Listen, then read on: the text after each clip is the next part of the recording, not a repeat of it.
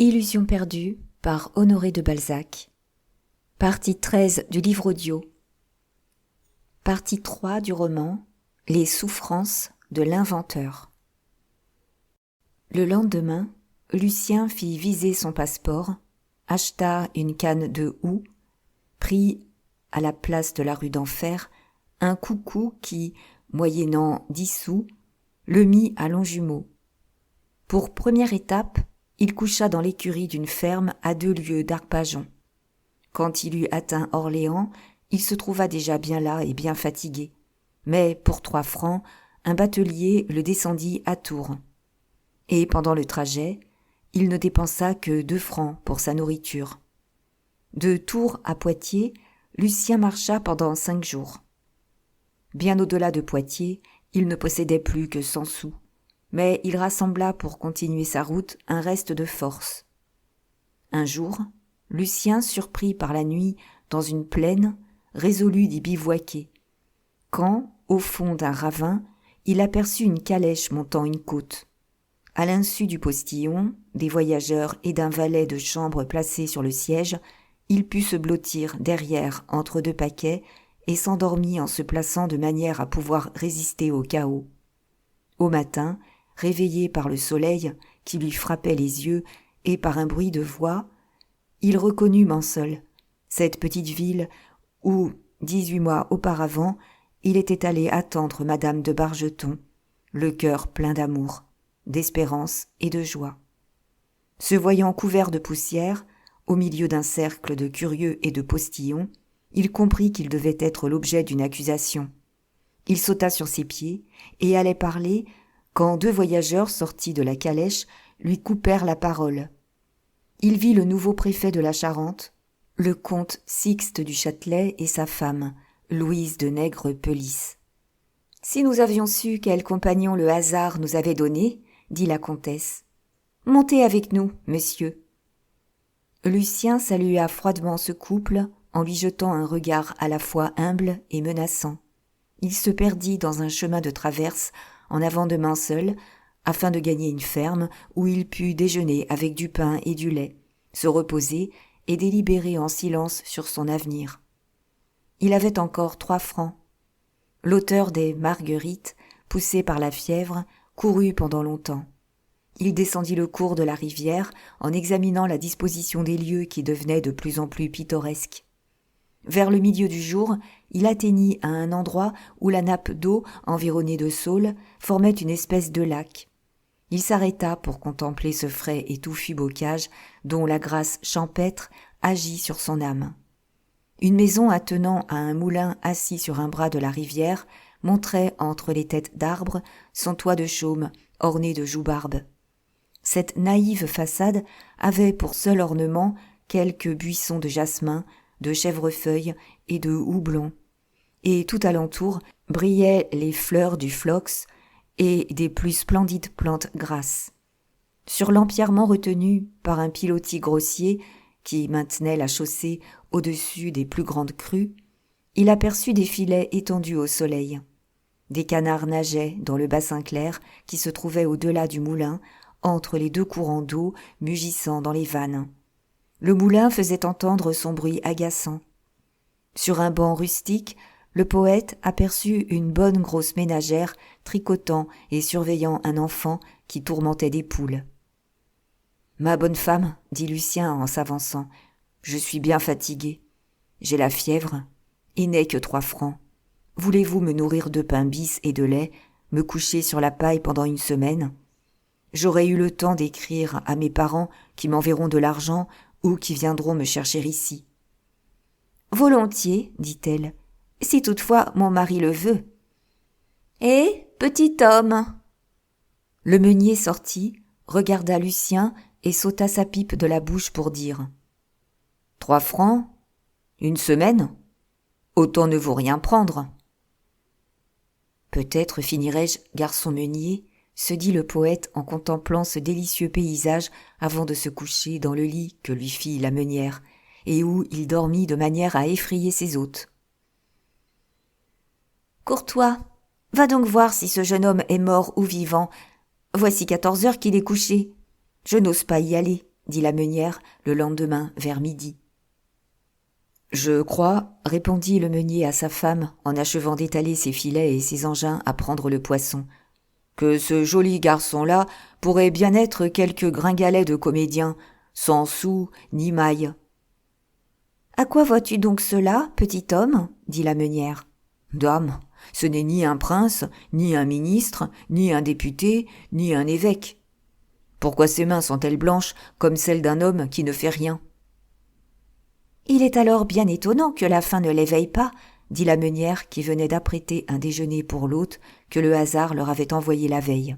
« Un comédien, reprit-elle, où irait-il ?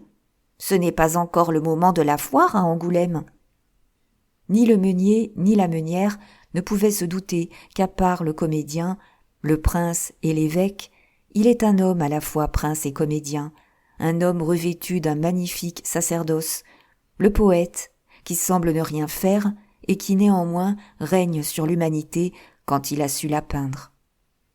« Qui serait-ce donc ?» dit Courtois à sa femme. « Y aurait-il du danger à le recevoir ?» demanda la meunière. « Bah, les voleurs sont plus dégourdis que ça.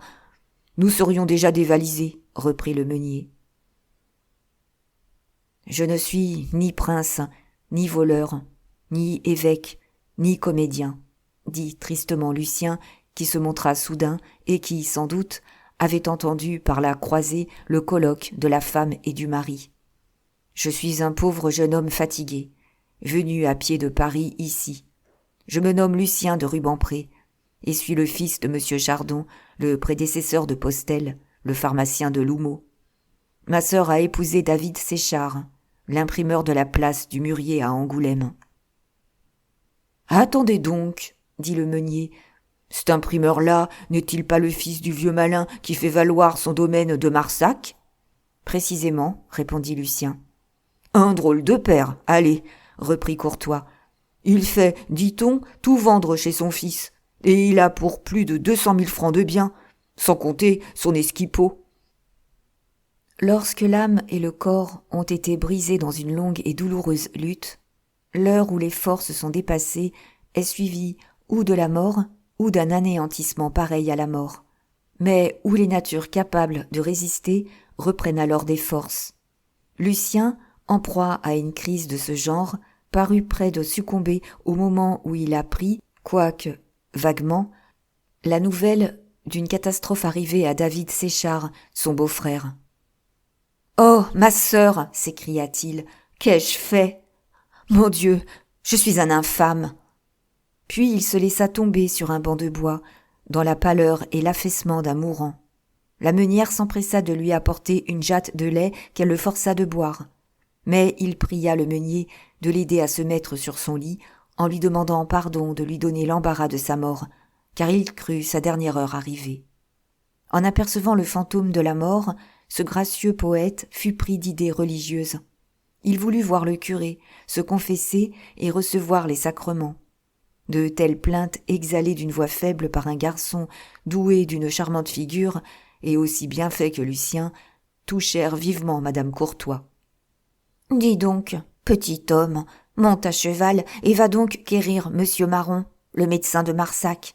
Il verra ce qu'a ce jeune homme, qui ne me paraît point en bon état, et tu ramèneras aussi le curé. Peut-être sauront-ils mieux que toi ce qui s'en va de cet imprimeur de la place du Mûrier, puisque Postel est le gendre de monsieur Marron. » Courtois partit, la meunière, imbue comme tous les gens de la campagne de cette idée que la maladie exige de la nourriture, restaura Lucien qui se laissa faire, en s'abandonnant à de violents remords qui le sauvèrent de son abattement par la révulsion que produisit cette espèce de topique morale. Le moulin de Courtois se trouvait à 1 lieue de Marsac, chef-lieu de canton, situé à mi-chemin de Manseul et d'Angoulême. Aussi, le brave meunier ramena-t-il promptement le médecin et le curé de Marsac. Ces 2 personnages avaient entendu parler de la liaison de Lucien avec madame de Bargeton, et comme tout le département de la Charente causait en ce moment du mariage de cette dame et de sa rentrée à Angoulême avec le nouveau préfet, le comte Sixte du Châtelet, en apprenant que Lucien était chez le meunier, Le médecin comme le curé éprouvèrent un violent désir de connaître les raisons qui avaient empêché la veuve de M. de Bargeton d'épouser le jeune poète avec lequel elle s'était enfuie, et de savoir s'il revenait au pays pour secourir son beau-frère, David Séchard. La curiosité, l'humanité, tout se réunissait donc pour amener promptement des secours au poète mourant. Aussi, 2 heures après le départ de Courtois, Lucien entendit-il sur la chaussée pierreuse du moulin le bruit de ferraille que rendait le méchant cabriolet du médecin de campagne. Messieurs Marron se montrèrent aussitôt, car le médecin était le neveu du curé. Ainsi Lucien voyait en ce moment des gens aussi liés avec le père de David Séchard que peuvent l'être des voisins dans un petit bourg vignoble. Quand le médecin eut observé le mourant, lui eut tâté le pouls, examiné la langue, il regarda la meunière en souriant de manière à dissiper toute inquiétude. « Madame Courtois, dit-il, si, comme je n'en doute pas, vous avez à la cave quelques bonnes bouteilles de vin et dans votre sentineau quelques bonnes anguilles, servez-les à votre malade qui n'a pas autre chose qu'une courbature. Cela fait, notre grand homme sera promptement sur pied. »« Ah, monsieur, dit Lucien, mon mal n'est pas au corps, mais à l'âme. Et ces braves gens m'ont dit une parole qui m'a tué en m'annonçant des désastres chez ma sœur. Madame Séchard. Au nom du Dieu, vous qui, si j'en crois Madame Courtois, avez marié votre fille à Postel, vous devez savoir quelque chose des affaires de David Séchard. »« Mais il doit être en prison, répondit le médecin. Son père a refusé de le secourir. »« En prison ?» reprit Lucien. « Et pourquoi ?»« Mais pour des traites venues de Paris, et qu'il avait sans doute oubliées, car il ne passe pas pour savoir trop ce qu'il fait, répondit M. Marron. Laissez-moi, je vous prie, avec monsieur le curé, dit le poète, dont la physionomie s'altéra gravement. Le médecin, le meunier et sa femme sortirent. Quand Lucien se vit seul avec le vieux prêtre, il s'écria « Je mérite la mort que je sens venir, monsieur, et je suis un bien grand misérable qui n'a plus qu'à se jeter dans les bras de la religion. C'est moi, monsieur, qui suis le bourreau de ma sœur et de mon frère, car David Séchard est un frère pour moi. J'ai fait les billets que David n'a pas pu payer. Je l'ai ruiné. Dans l'horrible misère où je me suis trouvé, j'oubliais ce crime.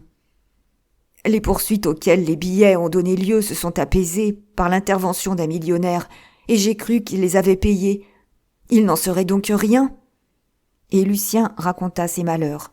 Quand il eut achevé ce poème par une narration fiévreuse, vraiment digne d'un poète, il supplia le curé d'aller à Angoulême et de s'enquérir auprès d'Ève, sa sœur, et de sa mère, Madame Chardon, du véritable état des choses, afin qu'il sût s'il pouvait encore y remédier. « Jusqu'à votre retour, monsieur, dit-il en pleurant à chaudes larmes, je pourrai vivre. Si ma mère, si ma sœur, si David ne me repousse pas, je ne mourrai point. » L'éloquence du Parisien, les larmes de ce repentir effrayant, ce beau jeune homme pâle et quasi mourant de son désespoir, le récit d'infortune qui dépassait les forces humaines, tout excita de pitié l'intérêt du curé. « En province comme à Paris, monsieur, lui répondit-il, il ne faut croire que la moitié de ce qu'on dit. Ne vous épouvantez pas d'une rumeur qui, à 3 lieues d'Angoulême, doit être très erronée. Le vieux Séchard, votre voisin, a quitté Marsac depuis quelques jours. Ainsi, probablement, il s'occupe à pacifier les affaires de son fils. Je vais à Angoulême et reviendrai vous dire si vous pouvez rentrer dans votre famille, auprès de laquelle vos aveux, votre repentir, m'aideront à plaider votre cause. » Le curé ne savait pas que, depuis 18 mois, Lucien s'était tant de fois repenti que son repentir, quelque violent qu'il fût, n'avait d'autre valeur que celle d'une scène parfaitement jouée, et jouée encore de bonne foi. Au curé succéda le médecin. En reconnaissant chez le malade une crise nerveuse dont le danger commençait à se passer, le neveu fut aussi consolant que l'avait été l'oncle, et finit par déterminer son malade à se restaurer. Le curé, qui connaissait le pays et ses habitudes, avait gagné Manseul où la voiture de Ruffec à Angoulême ne devait pas tarder à passer et dans laquelle il eut une place. Le vieux prêtre comptait demander des renseignements sur David Séchard à son petit-neveu Postel, le pharmacien de L'Houmeau, l'ancien rival de l'imprimeur auprès de la belle Ève. À voir les précautions que prit le petit pharmacien pour aider le vieillard à descendre de l'affreuse patache qui faisait alors le service de Ruffec à Angoulême, le spectateur le plus obtus eût deviné que M. et Mme Postel hypothéquaient leur bien-être sur sa succession. « Avez-vous déjeuné ? Voulez-vous quelque chose ?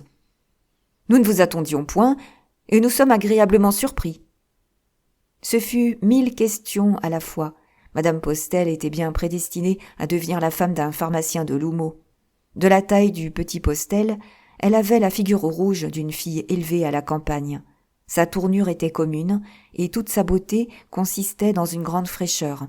Sa chevelure rousse, plantée très bas sur le front, ses manières et son langage appropriés à la simplicité gravée dans les traits d'un visage rond, des yeux presque jaunes, tout en elle disait qu'elle avait été mariée pour ses espérances de fortune. Aussi déjà commandait-elle après 1 an de ménage, et paraissait-elle s'être entièrement rendue maîtresse de Postel, trop heureux d'avoir trouvé cette héritière. Madame Léonie Postel, née Marron, nourrissait un fils, l'amour du vieux curé, du médecin et de Postel. Un horrible enfant qui ressemblait à son père et à sa mère. « Eh bien, mon oncle, que venez-vous donc faire à Angoulême ?» dit Léonie, « puisque vous ne voulez rien prendre et que vous parlez de nous quitter aussitôt entrés. » Dès que le digne ecclésiastique eut prononcé le nom d'Ève et de David Séchard, Postel rougit, et Léonie jeta sur le petit homme ce regard de jalousie obligée qu'une femme entièrement maîtresse de son mari ne manque jamais à exprimer pour le passé dans l'intérêt de son avenir. « Qu'est-ce qu'ils vous ont donc fait, ces gens-là, mon oncle, pour que vous vous mêliez de leurs affaires ?» dit Léonie avec une visible aigreur. « Ils sont malheureux, ma fille, » répondit le curé, qui peignit à Postel l'état dans lequel se trouvait Lucien chez les Courtois. « Ah, voilà dans quel équipage il revient de Paris !» s'écria Postel. « Pauvre garçon ! Il avait de l'esprit, cependant, et il était ambitieux. Il allait chercher du grain, et il revient sans paille. Mais que vient-il faire ici ? Sa sœur est dans la plus affreuse misère, car tous ces génies-là, ce David, tout comme Lucien, ça ne se connaît guère en commerce. Nous avons parlé de lui au tribunal, et comme juge, j'ai dû signer son jugement. Ça m'a fait un mal. Je ne sais pas si Lucien pourra, dans les circonstances actuelles, aller chez sa sœur. Mais, en tout cas, la petite chambre qu'il occupait ici est libre, et je la lui offre volontiers. « Bien, Postel, » dit le prêtre en mettant son tricorne et se disposant à quitter la boutique après avoir embrassé l'enfant qui dormait dans les bras de Léonie. « Vous dînerez sans doute avec nous, mon oncle, » dit madame Postel, « car vous n'aurez pas promptement fini si vous voulez débrouiller les affaires de ces gens-là. Mon mari vous reconduira dans sa carriole avec son petit cheval. » Les deux époux regardèrent leur précieux grand-oncle s'en allant vers Angoulême. « Il va bien tout de même, pour son âge, » dit le pharmacien. Pendant que le vénérable ecclésiastique monte les rampes d'Angoulême, il n'est pas inutile d'expliquer le lacis d'intérêt dans lequel il allait mettre le pied. Après le départ de Lucien, David Séchard, ce bœuf courageux et intelligent comme celui que les peintres donnent pour compagnon à l'évangéliste, voulut faire la grande et rapide fortune qu'il avait souhaitée, moins pour lui que pour Ève et pour Lucien. Un soir, au bord de la Charente, assis avec Ève sur le barrage, quand elle lui donna sa main et son cœur. Mettre sa femme dans la sphère d'élégance et de richesse où elle devait vivre, soutenir de son bras puissant l'ambition de son frère, tel fut le programme écrit en lettres de feu devant ses yeux. Les journaux, la politique, l'imminent développement de la librairie et de la littérature, celui des sciences, la pente à une discussion publique de tous les intérêts du pays, tout le mouvement social qui se déclara lorsque la Restauration parut assise allait exiger une production de papier presque décuple comparée à la quantité sur laquelle spécula le célèbre Ouvrard au commencement de la Révolution, guidé par de semblables motifs.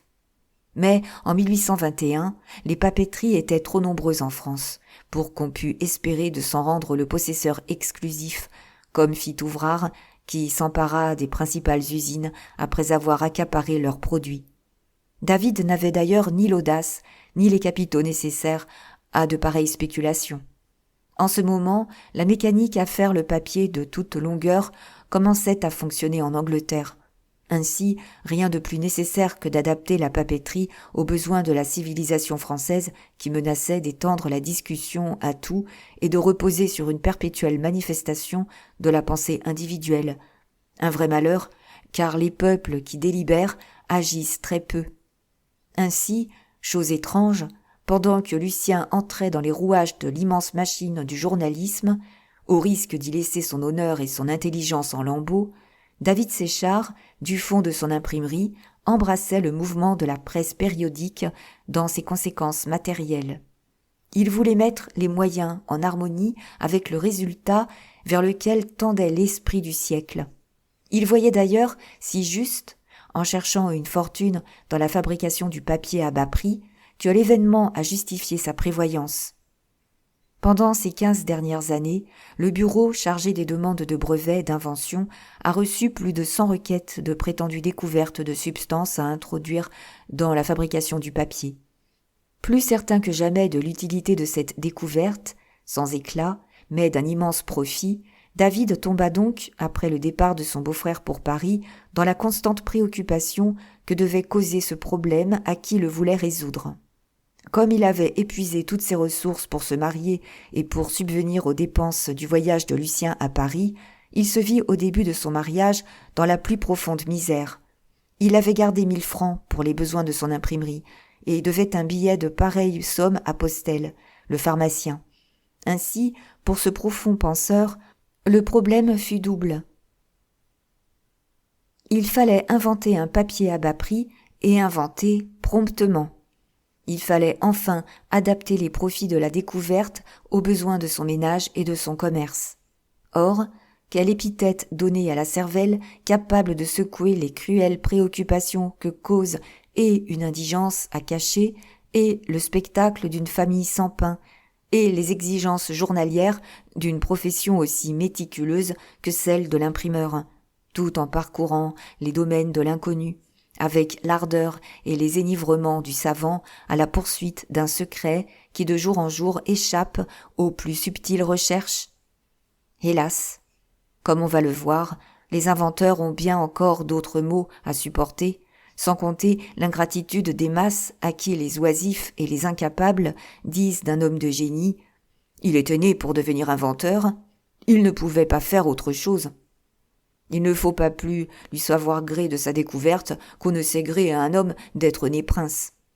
Il exerce des facultés naturelles, et il a d'ailleurs trouvé sa récompense dans le travail même. Le mariage cause à une jeune fille de profondes perturbations morales et physiques, mais en se mariant dans les conditions bourgeoises de la classe moyenne, elle doit de plus étudier des intérêts tout nouveaux et s'initier à des affaires. De là, pour elle, une phase où nécessairement elle reste en observation sans agir. L'amour de David pour sa femme en retarda malheureusement l'éducation. Il n'osa pas lui dire l'état des choses, ni le lendemain des noces, ni les jours suivants. Malgré la détresse profonde à laquelle le condamnait l'avarice de son père, il ne put se résoudre à gâter sa lune de miel par le triste apprentissage de sa profession laborieuse et par les enseignements nécessaires à la femme d'un commerçant. Aussi, les 1000 francs, le seul avoir, furent-ils dévorés, plus par le ménage que par l'atelier. L'insouciance de David et l'ignorance de sa femme dura 4 mois. Le réveil fut terrible. À l'échéance du billet souscrit par David à Postel, le ménage se trouva sans argent, et la cause de cette dette était assez connue à Ève pour qu'elle sacrifiât à son acquittement et ses bijoux de mariée et son argenterie. Le soir même du paiement de cet effet, Ève voulut faire causer David sur ses affaires, car elle avait remarqué qu'il délaissait son imprimerie pour le problème dont il lui avait parlé naguère.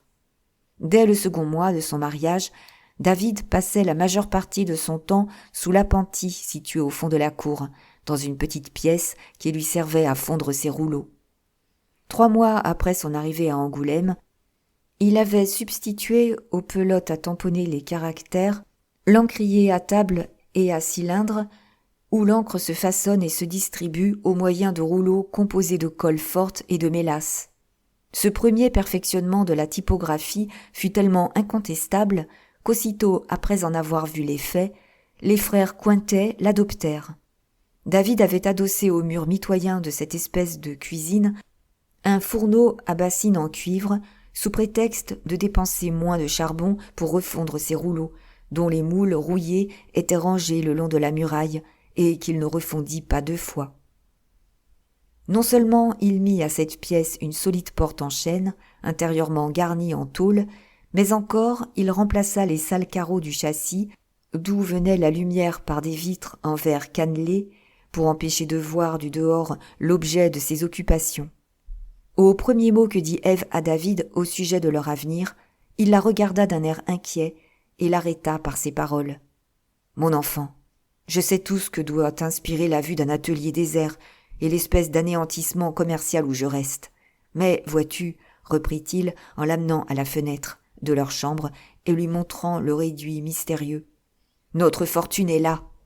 Nous aurons à souffrir encore pendant quelques mois, mais souffrons avec patience, et laisse-moi résoudre le problème d'industrie qui fera cesser toutes nos misères et que tu connais. » David était si bon, son dévouement devait être si bien cru sur parole, que la pauvre femme, préoccupée comme toutes les femmes de la dépense journalière, se donna pour tâche de sauver à son mari les ennuis du ménage.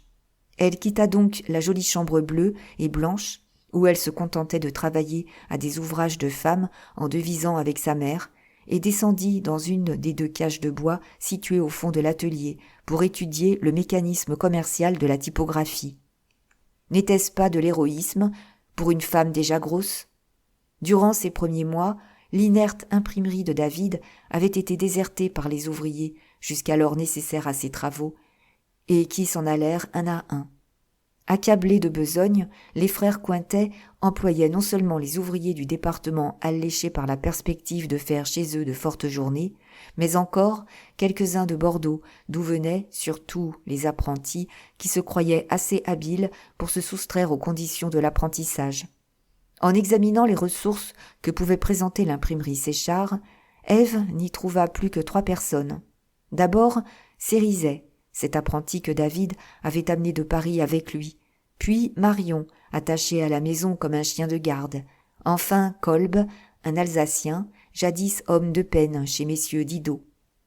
Pris par le service militaire, Kolb se trouva par hasard à Angoulême, où David le reconnut à une revue, au moment où son temps de service expirait. Kolb alla voir David et s'amouracha de la grosse Marion en découvrant chez elle toutes les qualités qu'un homme de sa classe demande à une femme. Cette santé vigoureuse qui brunit les joues, cette force masculine qui permettait à Marion de soulever une forme de caractère avec aisance, cette probité religieuse à laquelle tiennent les Alsaciens, ce dévouement à ses maîtres qui révèle un bon caractère, et enfin cette économie à laquelle elle devait une petite somme de 1000 francs, du linge, des robes et des effets d'une propreté provinciale. Marion, grosse et grasse, âgée de 36 ans, assez flattée de se voir l'objet des attentions d'un cuirassier haut de 5 pieds 7 pouces, bien bâti, fort comme un bastion, lui suggéra naturellement l'idée de devenir imprimeur. Au moment où l'Alsacien reçut son congé définitif, Marion et David en avaient fait un ours assez distingué, qui ne savait néanmoins ni lire ni écrire. La composition des ouvrages dits « de ville » ne fut pas tellement abondante pendant ce trimestre que Cérizet n'eût pu y suffire. À la fois compositeur, metteur en page et prote de l'imprimerie, Cérizet réalisait ce que Kant appelle une triplicité phénoménale. Il composait, il corrigeait sa composition, il inscrivait les commandes et dressait les factures.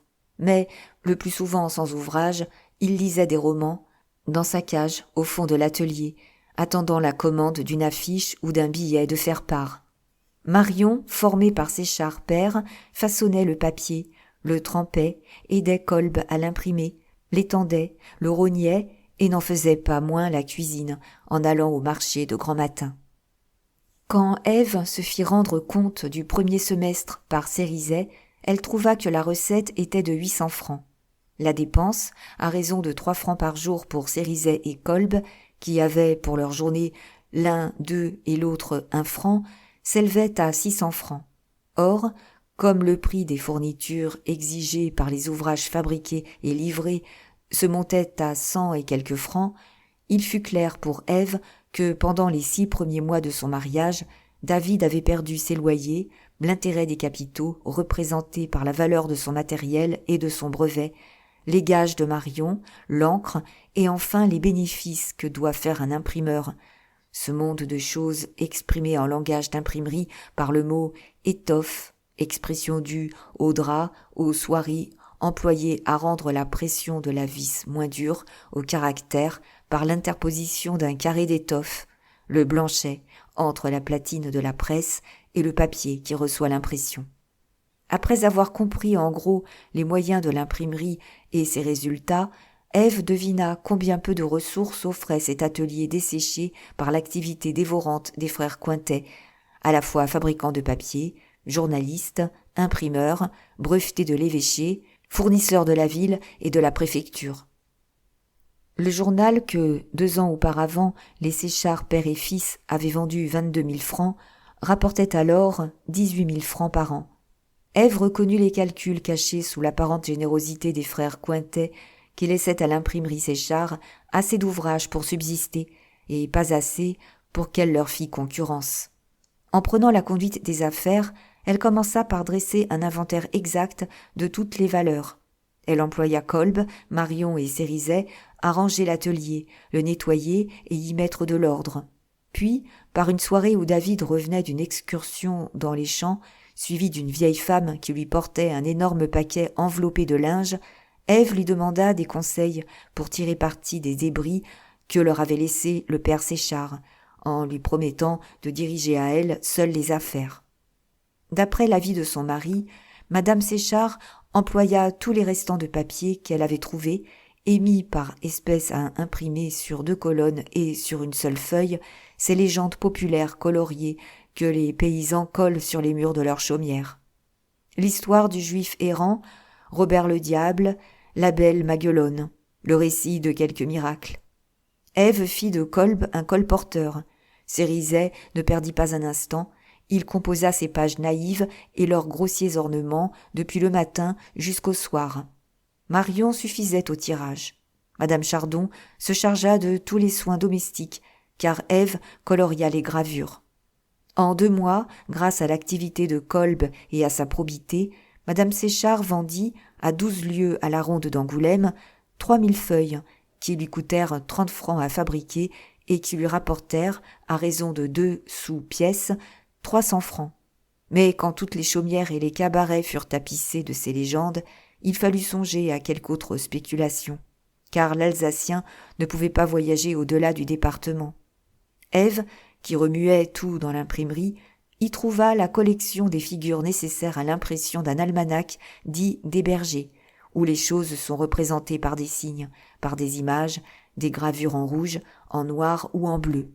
Le vieux Séchard, qui ne savait ni lire ni écrire, avait jadis gagné beaucoup d'argent à imprimer ce livre destiné à ceux qui ne savent pas lire.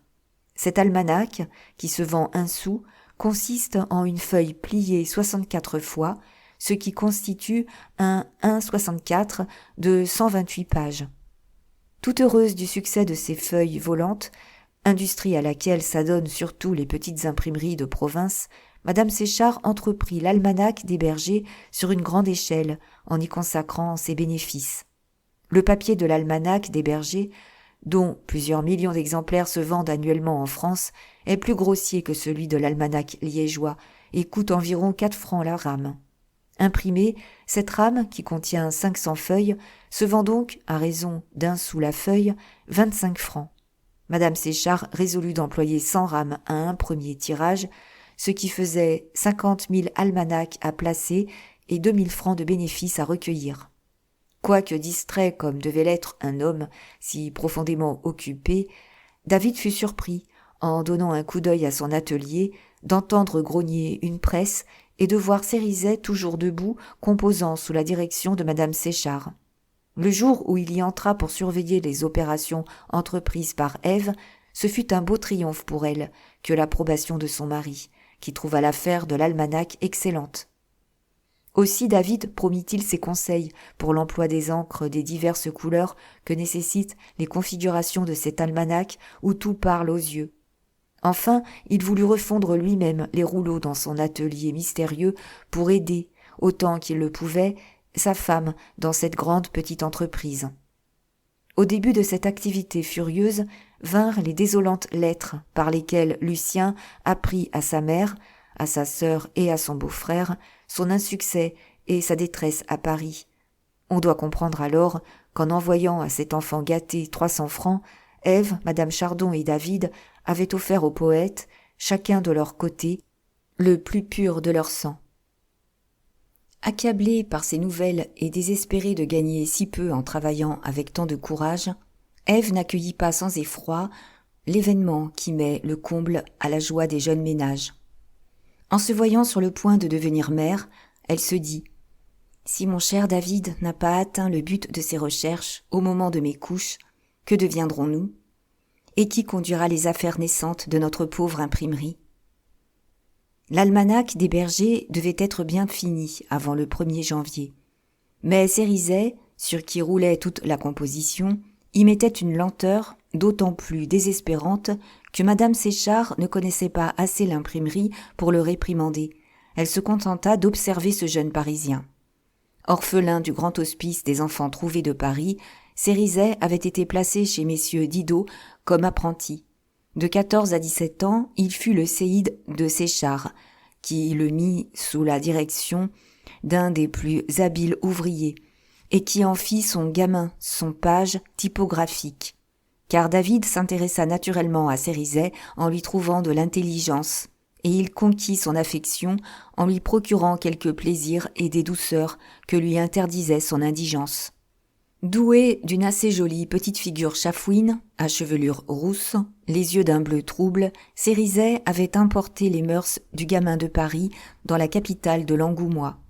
Son esprit vif et railleur, sa malignité l'y rendait redoutable.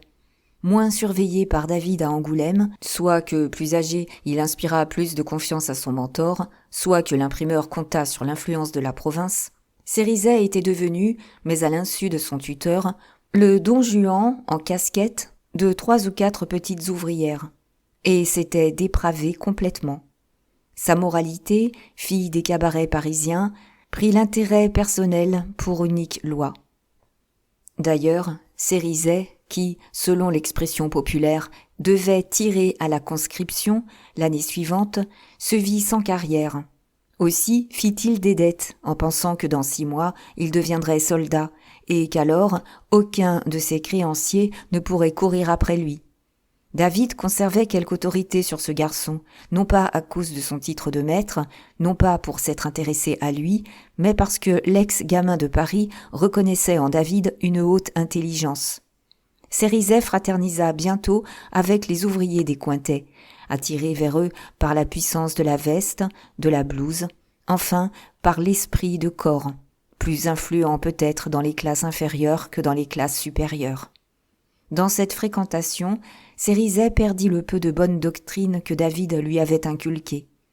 Néanmoins, quand on le plaisantait sur les sabots de son atelier, terme de mépris donné par les ours aux vieilles presses de Séchard, en lui montrant les magnifiques presses en fer, au nombre de 12, qui fonctionnaient dans l'immense atelier des Cointet, où la seule presse en bois existant servait à faire les épreuves, il prenait encore le parti de David, et jetait avec orgueil ses paroles au nez des blagueurs. « Avec ses sabots, mon naïf ira plus loin que les vôtres avec leurs bilboquets en fer d'où il ne sort que des livres de messe. Il cherche un secret qui fera la queue à toutes les imprimeries de France et de Navarre. En attendant, méchant prote, à 40 sous, tu as pour bourgeoise une repasseuse, lui répondait-on. Tiens, elle est jolie, répliquait Cérizet, et c'est plus agréable à voir que les mufles de vos bourgeois. Est-ce que la vue de sa femme te nourrit ? De la sphère du cabaret ou de la porte de l'imprimerie où ces disputes amicales avaient lieu, quelques lueurs parvinrent aux frères Cointet sur la situation de l'imprimerie Séchard. Ils apprirent la spéculation tentée par Ève et jugèrent nécessaire d'arrêter dans son essor une entreprise qui pouvait mettre cette pauvre femme dans une voie de prospérité. « Donnons-lui sur les doigts, afin de la dégoûter du commerce », se dirent les deux frères. Celui des deux Cointet, qui dirigeait l'imprimerie, rencontra Cérizet et lui proposa de lire des épreuves pour eux, à temps par épreuve, pour soulager leurs correcteurs qui ne pouvaient suffire à la lecture de leurs ouvrages.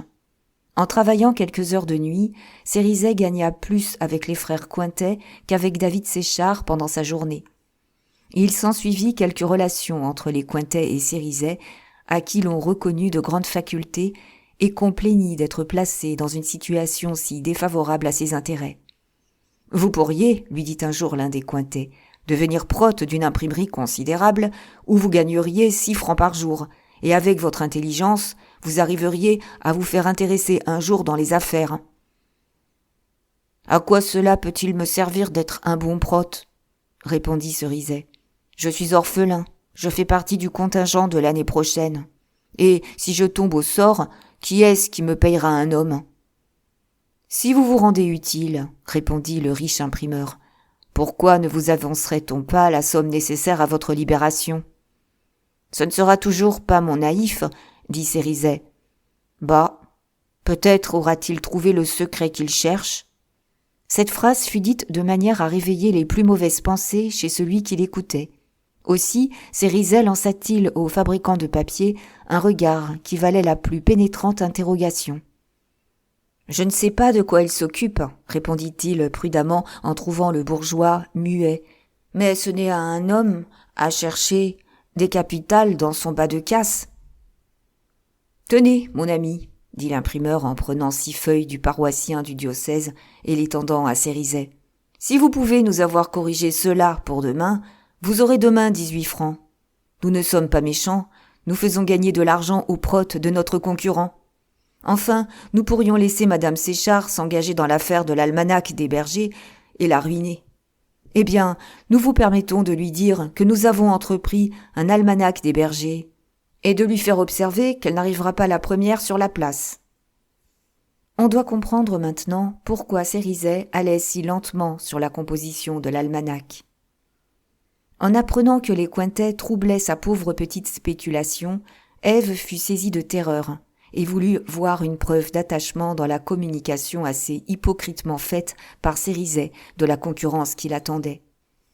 Mais elle surprit bientôt chez son unique compositeur quelques indices d'une curiosité trop vive qu'elle voulut attribuer à son âge. « Cérizet, lui dit-elle un matin, vous vous posez sur le pas de la porte et vous attendez monsieur Séchard au passage afin d'examiner ce qu'il cache. Vous regardez dans la cour quand il sort de l'atelier à fondre les rouleaux, au lieu d'achever la composition de notre almanach. Tout cela n'est pas bien. Surtout quand vous me voyez, moi, sa femme, respectant ses secrets et me donnant tant de mal pour lui laisser la liberté de se livrer à ses travaux. Si vous n'aviez pas perdu tant de temps, l'almanach serait fini, Kolb en vendrait déjà, les Cointet ne pourraient nous faire aucun tort. »« Eh, madame, répondit Cérizet, pour 40 sous par jour que je gagne ici, croyez-vous que ce ne soit pas assez de vous faire pour 100 sous de composition ?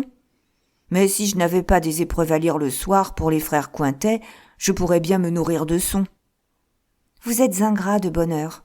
Vous ferez votre chemin, répondit Ève, atteinte au cœur moins par les reproches de Cérizet que par la grossièreté de son accent, par sa menaçante attitude et par l'agression de ses regards. « Ce ne sera toujours pas avec une femme pour bourgeois, car alors le mois n'a pas souvent 30 jours. » En se sentant blessée dans sa dignité de femme, Ève jeta sur Cérizet un regard foudroyant et remonta chez elle. Quand David vint dîner, elle lui dit « Es-tu sûr, mon ami, de ce petit drôle de Cérizet ?»« Cérizet, répondit-il. Eh, c'est mon gamin, je l'ai formé, je l'ai eu pour teneur de copie, je l'ai mis à la casse, enfin, il me doit d'être tout ce qu'il est.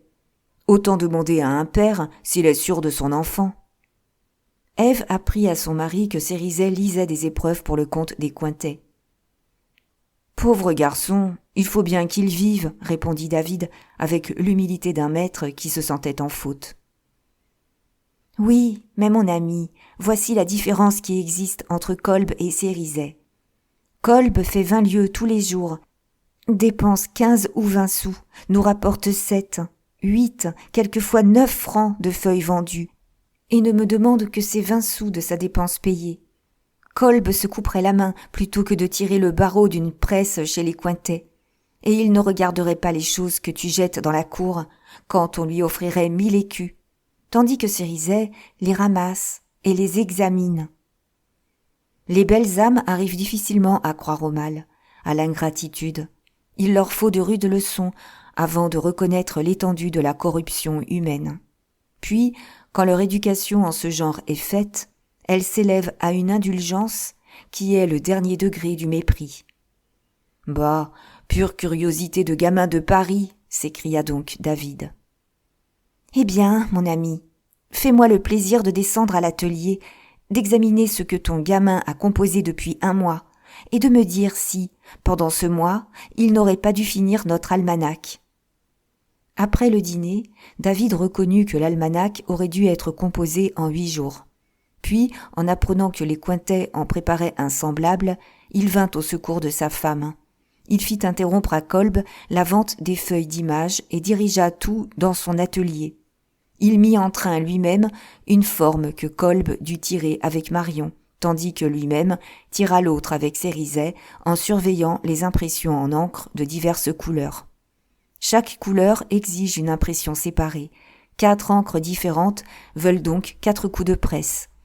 Imprimé 4 fois pour une, l'almanach des bergers coûte alors tant à établir, qu'il se fabrique exclusivement dans les ateliers de province où la main-d'œuvre et les intérêts du capital engagé dans l'imprimerie sont presque nuls. Ce produit, quelque grossier qu'il soit, est donc interdit aux imprimeries d'où sortent de beaux ouvrages. Pour la première fois depuis la retraite du vieux Séchard, on vit alors 2 presses roulant dans ce vieil atelier. Quoique l'almanach fût, dans son genre, un chef-d'œuvre, néanmoins Ève fut obligée de le donner à 2 liards, car les frères Cointet donnèrent le leur à 3 centimes au colporteur. Elle fit ses frais avec le colportage, elle gagna sur les ventes directement faites par Kolb, mais sa spéculation fut manquée. En se voyant devenu l'objet de la défiance de sa belle patronne, Cérizet se posa dans son fort intérieur en adversaire, et il se dit « Tu me soupçonnes, je me vengerai !» Le gamin de Paris est ainsi fait. Cérizet accepta donc de messieurs Cointet, frères, des émoluments évidemment trop forts pour la lecture des épreuves qu'il allait chercher à leur bureau tous les soirs et qu'il leur rendait tous les matins. En causant tous les jours davantage avec eux, il se familiarisa, finit par apercevoir la possibilité de se libérer du service militaire qu'on lui présentait comme appât. Et, loin d'avoir à le corrompre, les Cointet entendirent de lui les premiers mots relativement à l'espionnage et à l'exploitation du secret que cherchait David. Inquiète en voyant combien elle devait peu compter sur Cérizet et dans l'impossibilité de trouver un autre Kolb, Ève résolut de renvoyer l'unique compositeur en qui sa seconde vue de femme aimante lui fit voir un traître. Mais comme c'était la mort de son imprimerie, elle prit une résolution virile. Elle pria par une lettre M. Métivier, le correspondant de David Séchard, des Cointet et de presque tous les fabricants de papier du département, de faire mettre dans le journal de la librairie, à Paris, l'annonce suivante. A cédé une imprimerie en pleine activité, matériel et brevets, située à Angoulême. S'adresser pour les conditions à M. Métivier, rue Serpente. Après avoir lu le numéro du journal où se trouvait cette annonce, les Cointet se dirent « Cette petite femme ne manque pas de tête. Il est temps de nous rendre maîtres de son imprimerie en lui donnant de quoi vivre.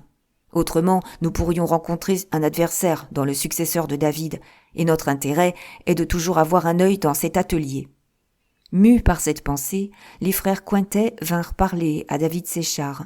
Ève, à qui les 2 frères s'adressèrent, éprouva la plus vive joie en voyant le rapide effet de sa ruse, car ils ne lui cachèrent pas leur dessein de proposer à M. Séchard de faire des impressions à leur compte.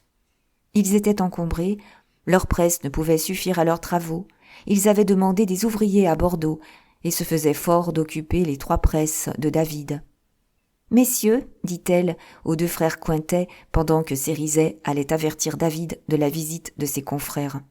Mon mari a connu chez messieurs Didot d'excellents ouvriers probes et actifs. Il se choisira sans doute un successeur parmi les meilleurs. Ne vaut-il pas mieux vendre son établissement une 20aine de 1000 francs qui nous donneront 1000 francs de rente que de perdre 1000 francs par an au métier que vous nous faites faire ? Pourquoi nous avoir envié la pauvre petite spéculation de notre almanach, qui d'ailleurs appartenait à cette imprimerie ? Et pourquoi, madame, ne pas nous en avoir prévenus ? Nous ne serions pas allés sur vos brisées, dit gracieusement celui des 2 frères qu'on appelait le grand Cointet. Allons donc, messieurs, vous n'avez commencé votre almanach qu'après avoir appris par Cérizet que je faisais le mien. En disant ces paroles vivement, elle regarda celui qu'on appelait le grand Cointet et lui fit baisser les yeux. Elle acquit ainsi la preuve de la trahison de Cérizet. Ce Cointet, le directeur de la papeterie et des affaires, était beaucoup plus habile commerçant que son frère Jean, qui conduisait d'ailleurs l'imprimerie avec une grande intelligence, mais dont la capacité pouvait se comparer à celle d'un colonel, tandis que Boniface était un général auquel Jean laissait le commandement en chef. Boniface, homme sec et maigre, à figure jaune comme un cierge et marbré de plaques rouges, à bouche serrée et dont les yeux avaient de la ressemblance avec ceux des chats, ne s'emportait jamais. Il écoutait avec le calme d'un dévot les plus grosses injures et répondait d'une voix douce. Il allait à la messe, à confesse et communiait. Il cachait sous ses manières patelines, sous un extérieur presque mou, la ténacité, l'ambition du prêtre et l'avidité du négociant dévoré par la soif des richesses et des honneurs. Dès 1820, le grand Cointet voulait tout ce que la bourgeoisie a fini par obtenir à la Révolution de 1830. Plein de haine contre l'aristocratie, indifférent en matière de religion, il était dévot comme Bonaparte fut montagnard. Son épine dorsale fléchissait avec une merveilleuse flexibilité devant la noblesse et l'administration, pour lesquelles il se faisait petit, humble et complaisant. Enfin, pour peindre cet homme par un trait dont la valeur sera bien appréciée par des gens habitués à traiter les affaires, il portait des conserves à verre bleu, à l'aide desquelles il cachait son regard, sous prétexte de préserver sa vue de l'éclatante réverbération de la lumière dans une ville où la terre, où les constructions sont blanches et où l'intensité du jour est augmentée par la grande élévation du sol. Quoique sa taille ne fût qu'un peu au-dessus de la moyenne, il paraissait grand à cause de sa maigreur, qui annonçait une nature accablée de travail, une pensée en continuelle fermentation. Sa physionomie jésuitique était complétée par une chevelure plate, grise, longue, taillée à la façon de celle des ecclésiastiques, et par son vêtement qui, depuis 7 ans, se composait d'un pantalon noir, de bas noirs, d'un gilet noir et d'une lévite, le nom méridional d'une redingote, en drap couleur marron. On l'appelait le grand Cointet pour le distinguer de son frère, qu'on nommait le gros Cointet, en exprimant ainsi le contraste qui existait autant entre la taille qu'entre les capacités des 2 frères, également redoutables d'ailleurs. En effet, Jean Cointet, bon gros garçon à face flamande, bruni par le soleil de l'Angoumois, petit et court, pansu comme Sancho, le sourire sur les lèvres, les épaules épaisses, produisait une opposition frappante avec son aîné. Jean ne différait pas seulement de physionomie et d'intelligence avec son frère, il professait des opinions presque libérales. Il était centre-gauche, n'allait à la messe que les dimanches et s'entendait à merveille avec les commerçants libéraux. Quelques négociants de l'Houmeau prétendaient que cette divergence d'opinion était un jeu joué par les 2 frères. Le grand Cointet exploitait avec habileté l'apparente bonhomie de son frère. Il se servait de Jean comme d'une massue. Jean se chargeait des paroles dures, des exécutions qui répugnaient à la mansuétude de son frère. Jean avait le département des colères.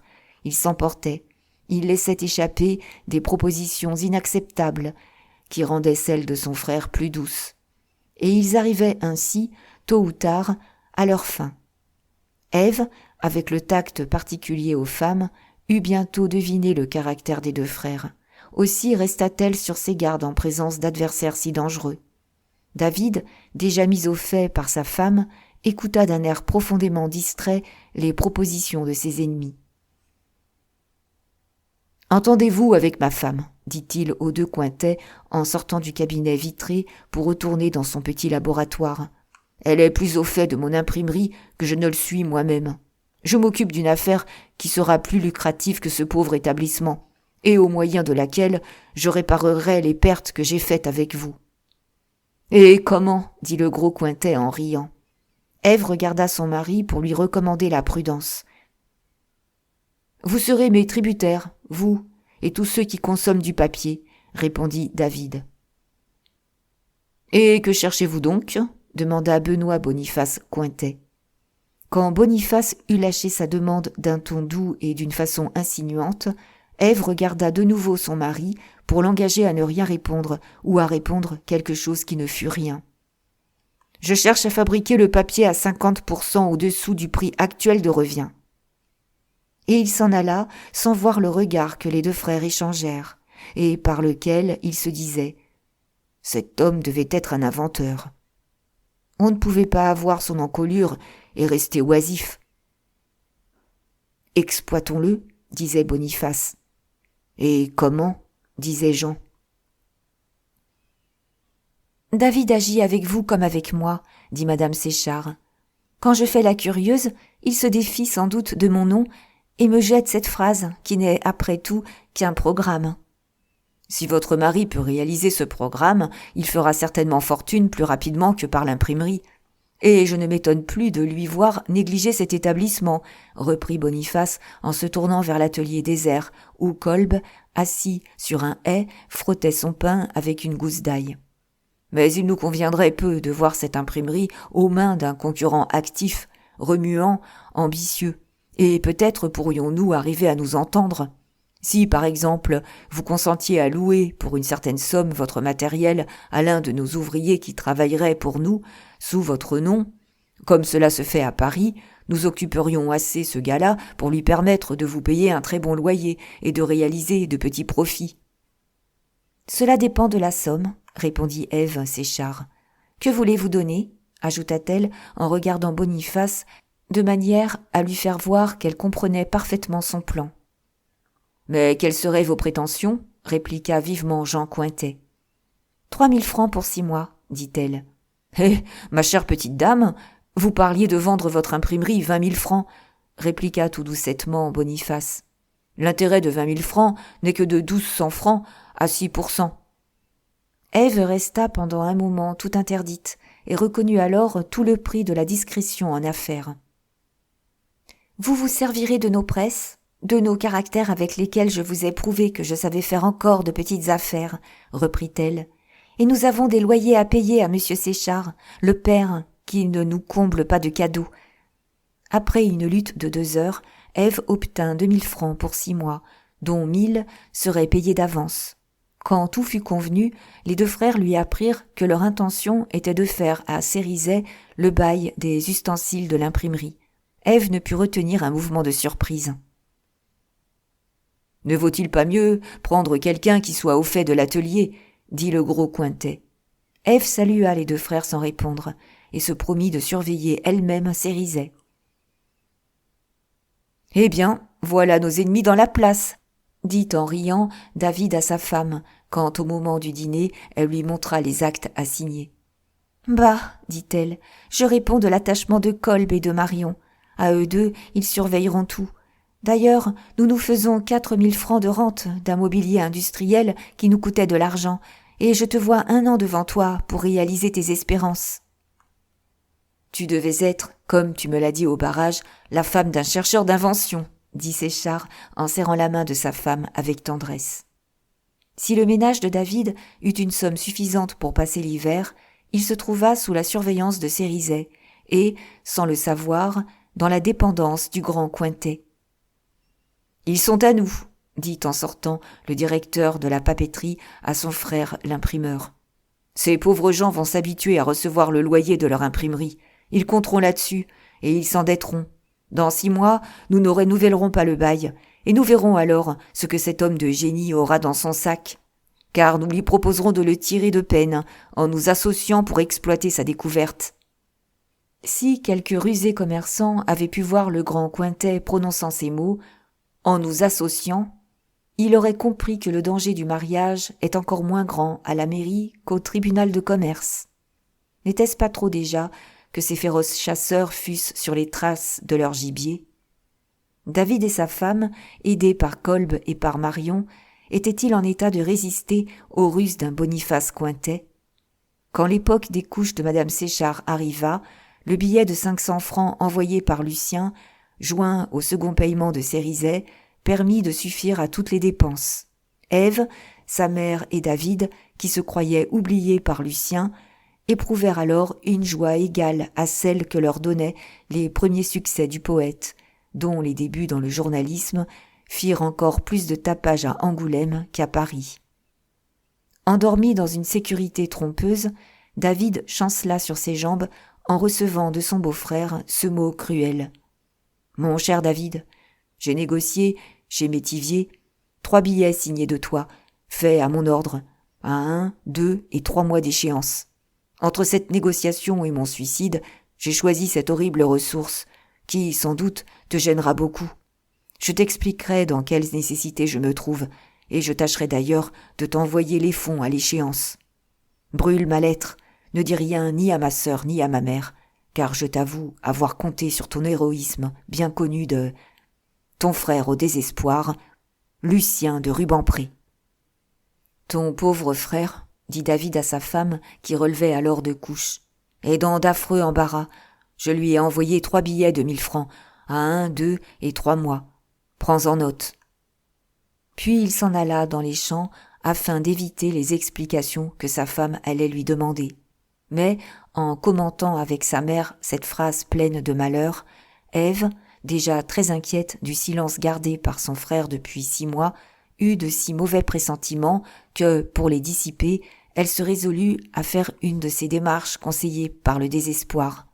Monsieur de Rastignac, fils, était venu passer quelques jours dans sa famille, et il avait parlé de Lucien en assez mauvais termes pour que ces nouvelles de Paris, commentées par toutes les bouches qui les avaient colportées, fussent arrivées jusqu'à la sœur et à la mère du journaliste. Ève alla chez madame de Rastignac, y sollicita la faveur d'une entrevue avec le fils, à qui elle fit part de toutes ses craintes, en lui demandant la vérité sur la situation de Lucien à Paris. En un moment, Ève apprit la liaison de son frère avec Coralie, son duel avec Michel Chrestien, causé par sa trahison envers d'Arthez, enfin toutes les circonstances de la vie de Lucien, envenimées par un dandy spirituel qui sut donner à sa haine et à son envie les livrées de la pitié, la forme amicale du patriotisme alarmé sur l'avenir d'un grand homme et les couleurs d'une admiration sincère pour le talent d'un enfant d'Angoulême, si cruellement compromis. Il parla des fautes que Lucien avait commises et qui venaient de lui coûter la protection des plus hauts personnages, de faire déchirer une ordonnance qui lui conférait les armes et le nom de Rubempré. « Madame, si votre frère eût été bien conseillé, il serait aujourd'hui dans la voie des honneurs et le mari de madame de Bargeton. Mais que voulez-vous? Il l'a quittée, insultée. Elle est, à son grand regret, devenue madame la comtesse Sixte du Châtelet, car elle aimait Lucien. »« Est-ce possible ?» s'écria madame Séchard. « Votre frère est un aiglon que les premiers rayons du luxe et de la gloire ont aveuglé. Quand un aigle tombe, qui peut savoir au fond de quel précipice il s'arrêtera? La chute d'un grand homme est toujours en raison de la hauteur à laquelle il est parvenu. » Ève revint épouvantée par cette dernière phrase qui lui traversa le cœur comme une flèche. Blessée dans les endroits les plus sensibles de son âme, elle garda chez elle le plus profond silence. Mais plus d'une larme roula sur les joues et sur le front de l'enfant qu'elle nourrissait. Il est si difficile de renoncer aux illusions que l'esprit de famille autorise et qui naissent avec la vie, qu'Ève se défia d'Eugène de Rastignac. Elle voulut entendre la voix d'un véritable ami. Elle écrivit donc une lettre touchante à d'Arthez, dont l'adresse lui avait été donnée par Lucien, au temps où Lucien était enthousiaste du cénacle, et voici la réponse qu'elle reçut. « Madame, vous me demandez la vérité sur la vie que mène à Paris monsieur votre frère. Vous voulez être éclairée sur son avenir, et, pour m'engager à vous répondre franchement, vous me répétez ce que vous en a dit monsieur de Rastignac, en me demandant si de tels faits sont vrais. En ce qui me concerne, madame, il faut rectifier, à l'avantage de Lucien, les confidences de monsieur de Rastignac. Votre frère a éprouvé des remords. Il est venu me montrer la critique de mon livre, en me disant qu'il ne pouvait se résoudre à la publier, malgré le danger que sa désobéissance aux ordres de son parti faisait courir à une personne bien chère. Hélas, madame, la tâche d'un écrivain est de concevoir les passions, puisqu'il met sa gloire à les exprimer. J'ai donc compris qu'entre une maîtresse et un ami, l'ami devait être sacrifié. J'ai facilité son crime à votre frère. J'ai corrigé moi-même cet article libellicide et l'ai complètement approuvé. Vous me demandez si Lucien a conservé mon estime et mon amitié. Ici, la réponse est difficile à faire. Votre frère est dans une voie où il se perdra. En ce moment, je le plains encore. Bientôt, je l'aurai volontairement oublié, non pas tant à cause de ce qu'il a déjà fait que de ce qu'il doit faire. Votre Lucien est un homme de poésie, et non un poète. Il rêve et ne pense pas. Il s'agite et ne crée pas. Enfin, c'est, permettez-moi de le dire, une femmelette qui aime à paraître, le vice principal du français. Ainsi, Lucien sacrifiera toujours le meilleur de ses amis au plaisir de montrer son esprit. Il signerait volontiers demain un pacte avec le démon, si ce pacte lui donnait pour quelques années une vie brillante et luxueuse. N'a-t-il pas déjà fait pis en troquant son avenir contre les passagères délices de sa vie publique avec une actrice ? En ce moment, la jeunesse, la beauté, le dévouement de cette femme, car il en est adoré, lui cachent les dangers d'une situation que ni la gloire, ni le succès, ni la fortune ne font accepter par le monde. Eh bien, à chaque nouvelle séduction, votre frère ne verra, comme aujourd'hui, que les plaisirs du moment. Rassurez-vous, Lucien n'ira jamais jusqu'au crime, il n'en aurait pas la force.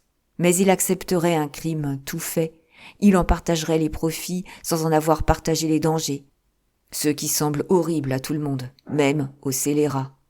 Il se méprisera lui-même, il se repentira, mais la nécessité revenant, il recommencerait, car la volonté lui manque. Il est sans force contre les amorces de la volupté, contre la satisfaction de ses moindres ambitions. Paresseux comme tous les hommes à poésie, il se croit habile en escamotant les difficultés au lieu de les vaincre. Il aura du courage à telle heure, mais à telle autre, il sera lâche. Et il ne faut pas plus lui savoir gré de son courage que lui reprocher sa lâcheté. Lucien est une harpe dont les cordes se tendent ou s'amollissent au gré des variations de l'atmosphère. Il pourra faire un beau livre dans une phase de colère ou de bonheur, et ne pas être sensible au succès, après l'avoir cependant désiré. Dès les premiers jours de son arrivée à Paris, il est tombé dans la dépendance d'un jeune homme sans moralité, mais dont l'adresse et l'expérience au milieu des difficultés de la vie littéraire l'ont ébloui. Ce prestidigitateur a complètement séduit Lucien. Il l'a entraîné dans une existence sans dignité sur laquelle, malheureusement pour lui, l'amour a jeté ses prestiges. Trop facilement accordée, l'admiration est un signe de faiblesse. On ne doit pas payer en même monnaie un danseur de cordes et un poète. Nous avons été tous blessés de la préférence accordée à l'intrigue et à la friponnerie littéraire sur le courage et sur l'honneur de ceux qui conseillaient à Lucien d'accepter le combat au lieu de dérober le succès, de se jeter dans l'arène au lieu de se faire un des trompettes de l'orchestre.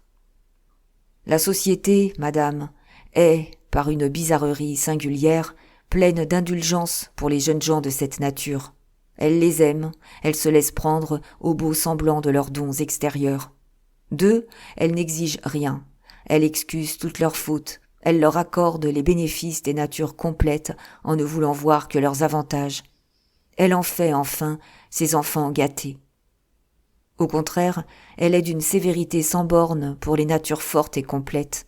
Dans cette conduite, la société, si violemment injuste en apparence, est peut-être sublime. Elle s'amuse des bouffons sans leur demander autre chose que du plaisir, et les oublie promptement, tandis que, pour plier le genou devant la grandeur, elle lui demande de divines magnificences. À chaque chose, sa loi. L'éternel diamant doit être sans tache. La création momentanée de la mode a le droit d'être légère, bizarre et sans consistance. Aussi, malgré ses erreurs, peut-être Lucien réussira-t-il à merveille. Il lui suffira de profiter de quelques veines heureuses ou de se trouver en bonne compagnie. Mais s'il rencontre un mauvais ange, il ira jusqu'au fond de l'enfer. C'est un brillant assemblage de belles qualités brodées sur un fond trop léger. L'âge emporte les fleurs, il ne reste un jour que le tissu. Et, s'il est mauvais, on y voit un haillon. Tant que Lucien sera jeune, il plaira. Mais, à 30 ans, dans quelle position sera-t-il ? Telle est la question que doivent se faire ceux qui l'aiment sincèrement. Si j'eusse été seul à penser ainsi de Lucien, peut-être aurais-je évité de vous donner tant de chagrin par ma sincérité. Mais, outre qu'éluder par des banalités les questions posées par votre sollicitude me semblaient indignes de vous, dont la lettre est un cri d'angoisse, et de moi, dont vous faites trop d'estime, ceux de mes amis qui ont connu Lucien sont unanimes en ce jugement. J'ai donc vu l'accomplissement d'un devoir dans la manifestation de la vérité, quelque terrible qu'elle soit. On peut tout attendre de Lucien en bien comme en mal. Telle est notre pensée, en un seul mot, où se résume cette lettre. Si les hasards de sa vie, maintenant bien misérables, bien chanceuses, ramenaient ce poète vers vous, usez de toute votre influence pour le garder au sein de la famille. Car, jusqu'à ce que son caractère ait pris de la fermeté, Paris sera toujours dangereux pour lui. Il vous appelait, vous et votre mari, ses anges gardiens, et il vous a sans doute oublié. Mais il se souviendra de vous, au moment où, battu par la tempête, il n'aura plus que sa famille pour asile. Gardez-lui donc votre cœur, madame. Il en aura besoin. Agréez, madame, les sincères hommages d'un homme à qui vos précieuses qualités sont connues et qui respecte trop vos maternelles inquiétudes pour ne pas vous offrir ici ses obéissances en se disant « Votre dévoué serviteur, d'Arthez ». 2 jours après avoir lu cette réponse, Ève fut obligée de prendre une nourrice. Son lait tarissait. Après avoir fait un dieu de son frère, elle le voyait dépravé par l'exercice des plus belles facultés. Enfin, pour elle, il roulait dans la boue.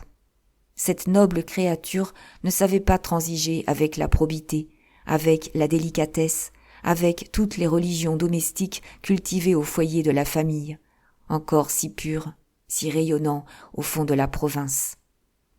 David avait donc eu raison dans ses prévisions. Quand le chagrin qui mettait sur son front si blanc des teintes de plomb fut confié par Ève à son mari dans une de ces limpides conversations où le ménage de 2 amants peut tout se dire, David fit entendre de consolantes paroles. Quoiqu'il eût les larmes aux yeux en voyant le beau sein de sa femme tari par la douleur, et cette mère au désespoir de ne pouvoir accomplir son œuvre maternelle, il rassura sa femme en lui donnant quelques espérances.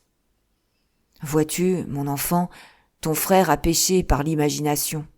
Il est si naturel à un poète de vouloir sa robe de pourpre et d'azur. Il court avec tant d'empressement aux fêtes.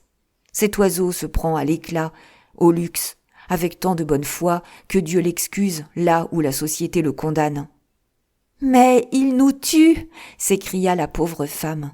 « Il nous tue aujourd'hui, comme il nous sauvait il y a quelques mois en nous envoyant les prémices de son gain, » répondit le bon David, qui eut l'esprit de comprendre que le désespoir menait sa femme au-delà des bornes et qu'elle reviendrait bientôt à son amour pour Lucien. Mercier disait dans son tableau de Paris, il y a environ 50 ans, que la littérature, la poésie, les lettres et les sciences, que les créations du cerveau ne pouvaient jamais nourrir un homme. Et Lucien, en sa qualité de poète, n'a pas cru à l'expérience de 5 siècles. Les moissons arrosées d'encre ne se font, quand elles se font, que 10 ou 12 ans après les semailles, et Lucien a pris l'herbe pour la gerbe. Il aura du moins appris la vie. Après avoir été la dupe d'une femme, il devait être la dupe du monde et des fausses amitiés. L'expérience qu'il a gagnée est chèrement payée, voilà tout. Nos ancêtres disaient, pourvu qu'un fils de famille revienne avec ses 2 oreilles et l'honneur sauf. Tout est bien. L'honneur, s'écria la pauvre Ève. Hélas, à combien de vertus Lucien a-t-il manqué? Écrire contre sa conscience, attaquer son meilleur ami, accepter l'argent d'une actrice, se montrer avec elle, nous mettre sur la paille. Oh, cela, ce n'est rien, s'écria David, qui s'arrêta. Le secret du faux, commis par son beau-frère, allait lui échapper, et, malheureusement, Ève, en s'apercevant de ce mouvement, conserva de vagues inquiétudes. « Comment, rien ?» répondit-elle. « Et où prendrons-nous de quoi payer 3000 francs ?» D'abord, reprit David, nous allons avoir à renouveler le bail de l'exploitation de notre imprimerie avec Cérizet. Depuis 6 mois, les 15% que les Cointet lui allouent sur les travaux faits pour eux lui ont donné 600 francs, et il a su gagner 500 francs avec des ouvrages de ville. Si les Cointet savent cela, peut-être ne recommenceront-ils pas le bail. Ils auront peur de lui, dit Ève, car Cérizet est un homme dangereux. « Eh, que m'importe !» s'écria Séchard. « Dans quelques jours, nous serons riches. Une fois Lucien riche, mon ange, il n'aura que des vertus. » Ah, David, mon ami, quel mot viens-tu de laisser échapper? En proie à la misère, Lucien serait donc sans force contre le mal. Tu penses de lui tout ce qu'en pense M. d'Arthez. Il n'y a pas de supériorité sans force, et Lucien est faible. Un ange qu'il ne faut pas tenter, qu'est-ce? Et c'est une nature qui n'est belle que dans son milieu, dans sa sphère, dans son ciel.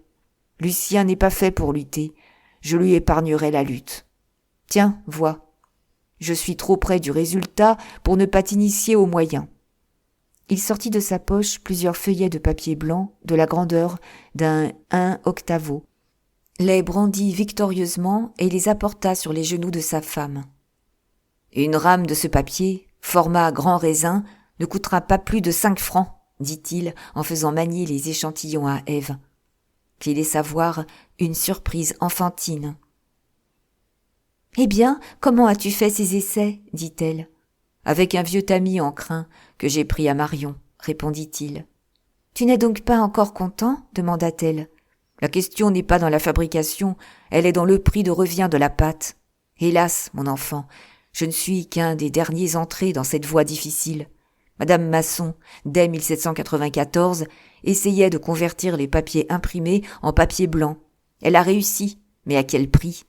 En Angleterre, vers 1800, le marquis de Salisbury tentait, en même temps que Séguin en 1801, en France, d'employer la paille à la fabrication du papier. Notre roseau commun, l'Arundo phragmitis, a fourni les feuilles de papier que tu tiens. Mais je vais employer les orties, les chardons, car pour maintenir le bon marché de la matière première, il faut s'adresser à des substances végétales qui puissent venir dans les marécages et dans les mauvais terrains. Elles seront à vil prix. Le secret gît tout entier dans une préparation à donner à ces tiges. En ce moment, mon procédé n'est pas encore assez simple. Eh bien, malgré cette difficulté, je suis sûr de donner à la papeterie française le privilège dont jouit notre littérature, en faire un monopole pour notre pays, comme les Anglais ont celui du fer, de la houille ou des poteries communes. Je veux être le Jacquard de la papeterie. » Ève se leva, mue par un enthousiasme et par une admiration que la simplicité de David excitait. Elle ouvrait ses bras et le serra sur son cœur en penchant sa tête sur son épaule. « Tu me récompenses comme si j'avais déjà trouvé, » lui dit-il. Pour toute réponse, Ève montra sa belle figure toute inondée de larmes et resta pendant un moment sans pouvoir parler. « Je n'embrasse pas l'homme de génie, dit-elle, mais le consolateur. À une gloire tombée, tu m'opposes une gloire qui s'élève. Au chagrin que me cause l'abaissement d'un frère, tu opposes la grandeur du mari. Oui, tu seras grand comme les grains d'orge, les Rouvet, les Van Robet, comme le Persan qui nous a donné la Garance, comme tous ces hommes dont tu m'as parlé, dont les noms restent obscurs parce qu'en perfectionnant une industrie, ils ont fait le bien sans éclat.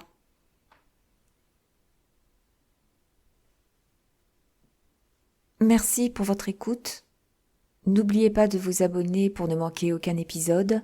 Si vous avez apprécié, merci de mettre un pouce en l'air, de commenter et de partager. À bientôt.